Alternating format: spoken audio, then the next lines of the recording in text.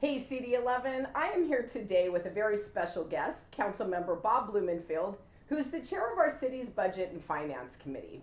As we head into budget season this year, I know a lot of you have some questions, so I'm really excited to get to sit and ask you about our city's budget process and the timeline and what our constituents around the city of Los Angeles should expect. Great. Well, I'm thrilled to be here with you and thrilled so much to have you on the council. You're really adding a voice of reason in so many great ways that we are grateful that you are a member of this council and will have great input into the budget. So, in a city as complex as Los Angeles, can you walk us through the steps of the budget process? We have involvement from our city departments, the mayor's office, your committee, and then the budget comes to the full city council. How does all of that work? So the process has already started. Where early on, the mayor basically surveys all of her departments, asks what's working, what's not working, and asks each department head to come up with a proposed budget for their department. Oftentimes it's incremental change, but then it's up to the mayor's office to take all of those different asks from the department and put them together and make value choices as to what they think is important, what they don't think is important. And they work with our offices, with the community as well, in putting that all together. And then on April 20th, the mayor basically hands us that budget proposal. She proposes, we dispose. So then we, as a council, we go through that budget proposal line by line. And we bring up every department in the city and we start asking questions. Why do you need this? Can we change that? How is this working? And we take input from the public, both formally during the budget hearings and more informally through all of our offices, and our constituents talk with us as council people individually about what's important, what's not important. So we go through that process with a fine-tooth comb, going through each department's line items, and then as a committee we try to vote. We vote on ultimately a balanced budget. So the mayor has to propose a budget that's balanced, meaning that the spending is equal to the revenues, and then we can make changes. But before we send it to the council, before the council finally adopts it, that budget needs to be balanced. Revenues need to match. It needs to be structurally sound. And a budget, and then we do a 5-year outlook of what those numbers are going to look like, and then we bring it to the full council. Then the council has a couple of days of hearings, votes on that budget, and at that point, and that's, we have technically until June.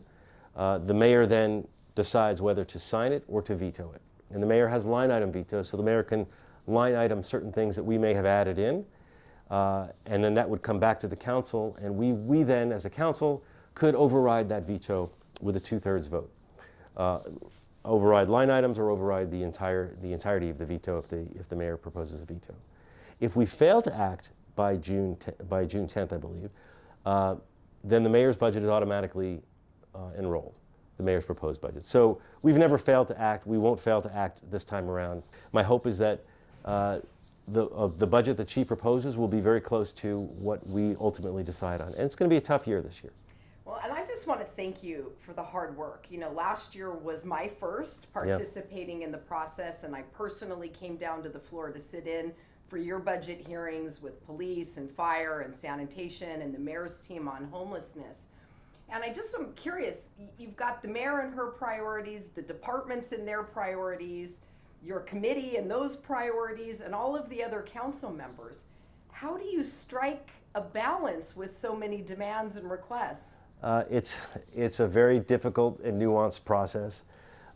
Every council member has different priorities, and yet I think we all share some big picture priorities in terms of public safety, in terms of dealing with homelessness, but nobody's ever going to agree. So ultimately we have to get something. At the end of the day, we have to have a budget that gets 8 votes. Well, as we head into a year like the one on our horizon where we may be going into a contracted budget cycle, how do we balance all of those competing interests, make the spends that we need to make on the essential things, the big things, the extra things, and still be good stewards of our public funds? The hard part is for folks to realize that it's a zero-sum game, Yeah. and that everybody wants more for this, that, or the other thing, what they care about. But what you have to recognize is that more out of this pocket means less out of this pocket. It means less, more for X means less for Y. And so that's the difficult part with this budget. We can create a few more revenues, but revenues are not always popular either, because revenues is often a euphemism for taxes or fees. So there's no free lunch in this process. So it's going to be a year where we're going to make some very difficult choices. Well, I know that we're going to have a lot of work ahead and a lot of difficult choices to make. If any of our constituents or folks who are watching this video want to participate or offer thoughts or input on budgeting priorities, how can they get involved? Great question, and there's a lot of great ways to get involved. First and foremost, be in contact with your council person. Your council person is your representative, and set up a meeting. Get like-minded people to meet with your council person. That's a great way to do it. Working through your neighborhood councils and other organizations. Then during the actual budget process, as I referred to, there are times for public comment. So that is a good time to, if you have questions, to air those, or grievances, to air those grievances, ask those questions, bring up issues, because we are listening. The budget process it's a long process, but it is a process that gives a lot of public input. There's the budget surveys is another way to do it. And then ultimately it's going to come to the council. There'll be more opportunities for public input. So there's a lot of opportunity. Well, Councilmember Blumenfield, I really appreciate the time and your leadership on this very essential and critical work that you do for the city of Los Angeles. Thank you.